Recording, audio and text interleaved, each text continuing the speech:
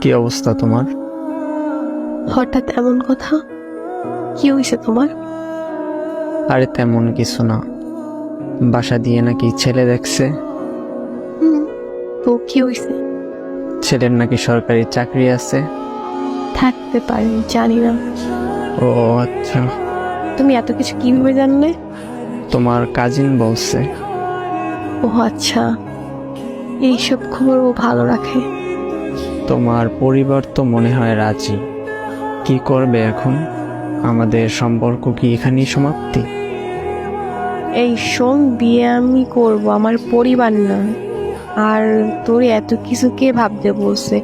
তোর সামনে পরীক্ষা, তুই পড়াশোনায় মনোযোগ দে। আমি তোর ছিলাম, তোর আছি, তোরই থাকবো। তুই পরীক্ষাটা দে আগে, তারপর হাত ধরে নতুন জীবন শুরু করব।